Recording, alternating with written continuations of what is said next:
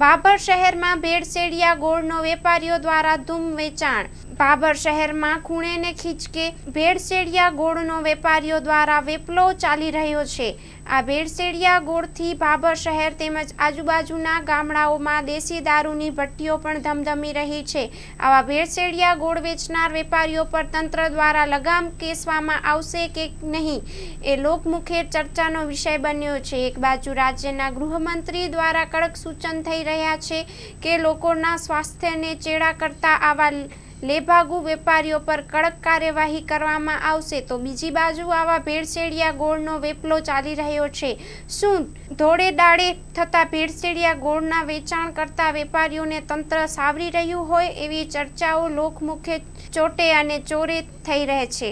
આવા ભેળસેળિયા ગોળથી દેશી દારૂ ગાડી આપણા યુવાધન નશાના લાતે ચડી બરબાદ થઈ રહ્યો છે। કેટલાક કુટુંબો વેરવિખેર થઈ રહ્યા છે। આ બાબતે સ્થાનિક પોલીસ અથવા ભેળસેળિયા ગોળના વેપારીઓ સામે કેમ કોઈ કાયદાકીય કાર્યવાહી નથી કરવામાં આવતી એ ચર્ચાનો વિષય છે। Story report by Janaksinh Rathod. શું તમને ખબર છે ડેન્ગ્યુ તાવ એડિસ ઇજિપ્તી મચ્છરો દ્વારા ફેલાય છે। એડિસ ઇજિપ્તી મચ્છર દિવસે કરડે છે।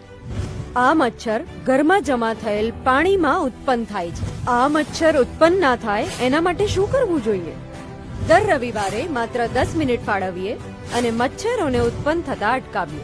આપણા ઘરની અંદર તેમજ આસપાસના 10 મીટરના વિસ્તારમાં રહેલા ઉપયોગમાં લેવાતા પાણીના પાત્રોને હવાચુસ્ત ઢાંકણથી બંધ કરીએ। જેની જરૂર ના હોય એવા બિન ઉપયોગી સંગ્રહ કરેલા પાણીનો નિકાલ કરીએ। એટલું જ નહીં, આ બાબતની માહિતી આપણે આપણા આસપાસના 10 લોકોને આપી આપણા શેરી અને મહોલ્લાને મચ્છરજન્ય રોગચાળાથી બચાવીએ। આપણા પરિવાર માટે 10 મિનિટ ફાળવીએ, મચ્છરોની ઉત્પત્તિ અટકાવી મચ્છરજન્ય રોગોથી બચીએ। આરોગ્ય અને પરિવાર કલ્યાણ વિભાગ, ગુજરાત સરકાર દ્વારા જનહિતમાં જારી।